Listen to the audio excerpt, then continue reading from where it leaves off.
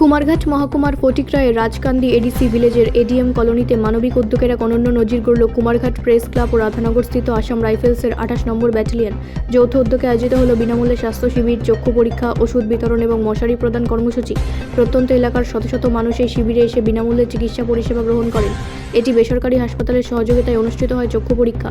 পাশাপাশি রোগীদের হাতে তুলে দেওয়া হয় প্রয়োজনীয় ওষুধ। স্বাস্থ্যসেবার পাশাপাশি সমাজ কল্যাণমূলক এই উদ্যোগকে ঘিরে এলাকা জুড়ে দেখা যায় ব্যাপক উৎসাহ।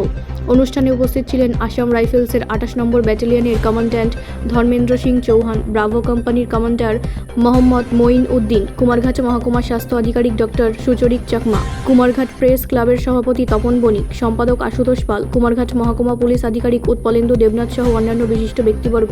এদিন অনুষ্ঠানে শিশুদের মধ্যে চকলেট বিতরণ করেন কমান্ড্যান্ট ধর্মেন্দ্র সিং চৌহান।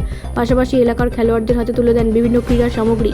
অনুষ্ঠানে বক্তব্য রাখতে গিয়ে আসাম রাইফেলসের ব্রাভো কোম্পানির কমান্ডার মোহাম্মদ মঈন উদ্দিন বলেন, প্রত্যন্ত এলাকার মানুষের সহযোগিতায় এই স্বাস্থ্য শিবির সফলভাবে সম্পন্ন হয়েছে। আগামী দিনেও রক্তদান শিবির, স্বাস্থ্য শিবির, খেলাধুলা সহ বিভিন্ন সমাজসেবামূলক কর্মসূচির মাধ্যমে সাধারণ মানুষের পাশে থাকার অঙ্গীকার ব্যক্ত করেন তিনি।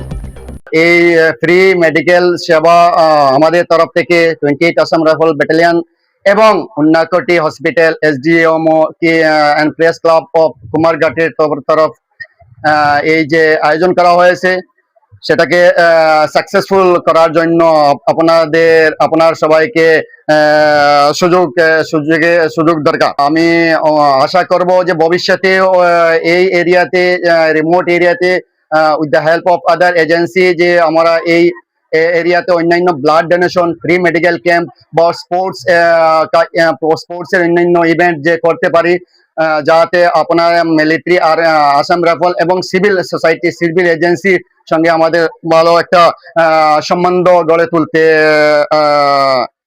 আমরা চেষ্টা করব হামেশা। কুমারঘাট থেকে রুকন পালের রিপোর্ট, রাষ্ট্রীয় প্রসার বাংলা।